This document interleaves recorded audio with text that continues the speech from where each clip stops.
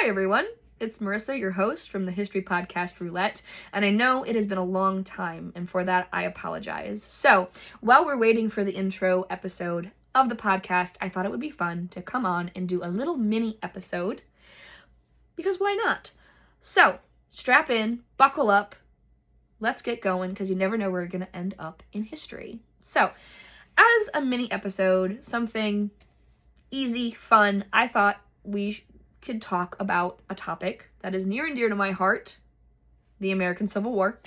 If you guessed it, good job, you know me well. If you didn't, that's okay, you will learn. And also, too, there's a reason why. I'm not just, randomly talking about the Civil War on a Wednesday.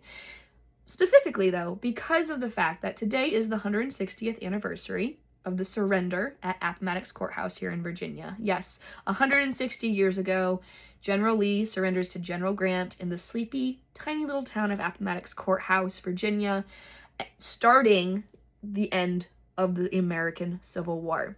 It is not the first and only surrender, just so everyone is aware. But we'll get into that maybe in other episodes. But it does start the end of the war.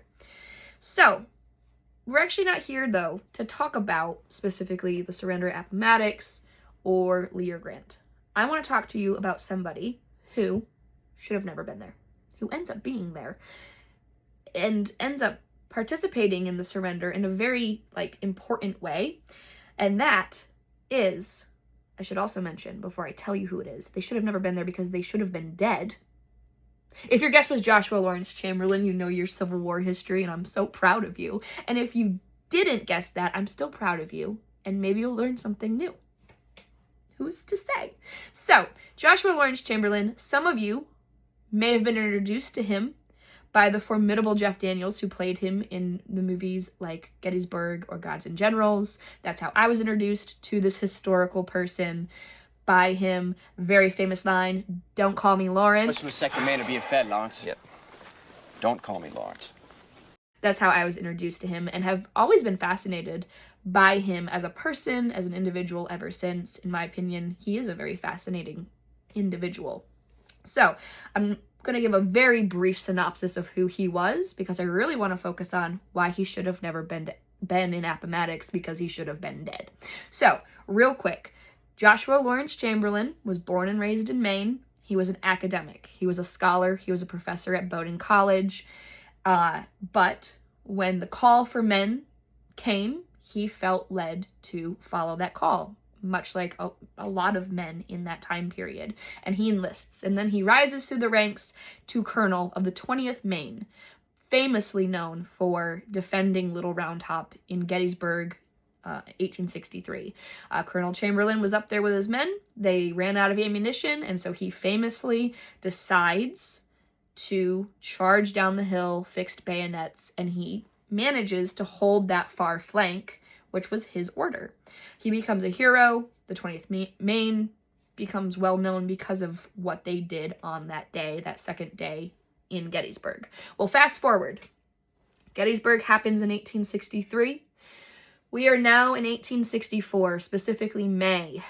Ulysses S. Grant is now the commanding general of the entire United States military, and he has one objective, and that objective is to end the war. He's done. He's like, I want it done. And he comes up with this plan, and part of that plan is the Wilderness Campaign. The Wilderness Campaign is one of the hardest, bloodiest moments in Civil War in that 5-6 week time frame. A lot of battles, they were very brutal. And it leads them to Petersburg, specifically. You have the Battle of Petersburg in June 8th, and then the start of the Siege of Petersburg, which lasts about 9-ish months. Colonel Chamberlain is there in Petersburg with his 20th Maine, with the Army of the Potomac, and I would like to point out that if you get squeamish about medical things, now is the time to leave. I will not be offended. Not everyone, I understand this, not everyone is into Civil War or just medicine in general, and it can become gruesome. It can. War is gruesome, guys. So, there's your warning. Here we go. Colonel Chamberlain on June 18th is with the 20th Maine, and he is shot. But it's not a normal wound.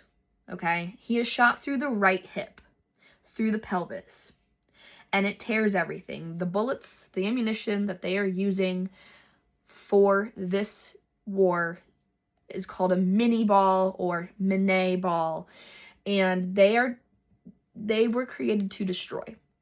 That's just the nature of this particular ammunition. They were created to destroy, and it tears everything in that region. And Colonel Chamberlain understands that this is a fatal wound. He's not coming back from this. He writes to his wife, read his letter, it's absolutely devastating and beautiful, telling her that he loves her, but he's gonna die, and he's brevetted. He is promoted on the field as Brigadier General, so that when he does die, he has that title. But by some miraculous turn of events, again, I need to reiterate, this kind of wound is it's a mortal, it's a fatal wound. There's not coming back. The Civil War is known for the amputations, and that is because that's what they were able to control. You can remove bone easily, but when you're getting close to your torso with all of those organs and just very detailed stuff, it's fatal. And these surgeons do attempt, much to their chagrin, it's not working. And so, by some turn of just events, miraculous events, a doctor by the name of Dr. Vanderkeef, who is the head surgeon of the 1st Division Hospital, takes his case, and he does experimental procedures on Colonel Chamberlain, and he survives. Okay, again, this is in June of 1864. Less than 10 months later, Lee surrenders in Appomattox.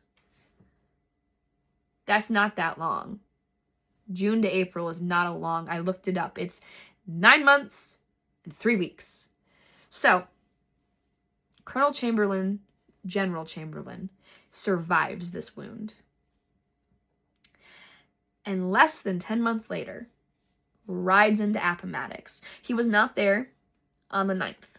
He shows up, and at this point, the terms of surrender have been agreed upon. Lee and Grant are not actually going to go to the surrender ceremonies, but Colonel Chamberlain, a man who was supposed to be dead, I cannot reiterate that enough, he was supposed to be dead, is chosen by the commanding general of the United States military, General Ulysses S. Grant, to preside over the surrender ceremonies. He's there for the stacking of the arms. He's there. He lives. And that's just absolutely insane to me that a doctor was able to figure it out and help this man survive.